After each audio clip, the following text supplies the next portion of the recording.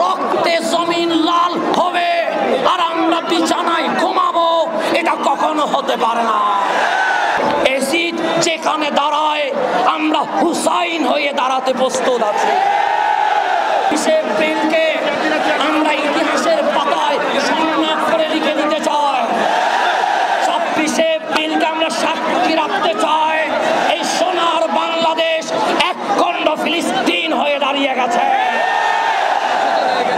আজ এই এক খণ্ড ফিলিস্তিনের বুকে আমরা দাঁড়িয়ে সোনার বাংলাদেশ থেকে জানিয়ে দিতে চাই, ওহে গাজার মুসলমান, ওহে রাফার মুসলমান, ওহে হিন্দিয়ার মুসলমান, ওহে সিরিয়া ইয়ামানের মুসলমান, তোমরা একা নয়, আমরাও তোমাদের সাথে আছি। তোমরা কাঁদলে আমরাও কাঁদি, তোমরা না ঘুমাইলে আমরাও ঘুম ছেড়ে দিতে পারি। আমার পায়ের রক্তে জমিন লাল হবে আর আমরা বিছানায় ঘুমাবো, এটা কখনো হতে পারে না।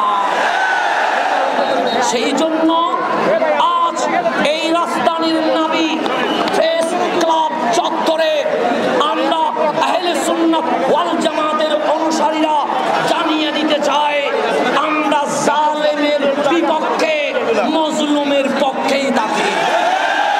আমরা আজকের প্রোগ্রাম লম্বা সময় ধরে চালানোর অধিকার আমরা রাখি না, কারণ আমরা প্রশাসনের কাছে অনুরোধ করেছিলাম 26 আমাদের জীবনের ইতিহাস হয়ে থাকবে। আমরা প্রশাসনকে জানিয়ে দিয়েছিলাম 26 এপ্রিল আহলে সুন্নাত ওয়াল জামাতের ঐক্য দিবসের এই দিবস স্মরণীয় হয়ে থাকবে। আর কোনো ভেদাভেদ চলবে না, আর কোনো হানাহানি চলবে না, আর কোনো হিংসা বিদ্বেষ চলবে না, আর কোনো সিন্ডিকেট চলবে না, আর কোন প্রকার আধিপত্যবাদ চলবে না। মুসলিম রক্তে লাল হবে আর জালেম এই দেশে শাসন করবে, এই সুযোগ আর দেওয়া যাবে না।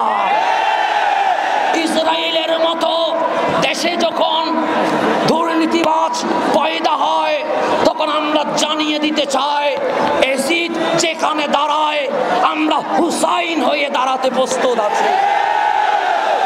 আজকের এই প্রোগ্রামে আমাদের অনুষ্ঠানের টাইম ছিল 10টায়, আমরা মঞ্চ করার জন্য সময় নিয়েছিলাম 8 ঘটিকায়, কিন্তু আপনাদের এমন ভালোবাসা 6 ঘটিকায় আপনারা প্রেস ক্লাব চত্বর ভর করে দিয়েছেন,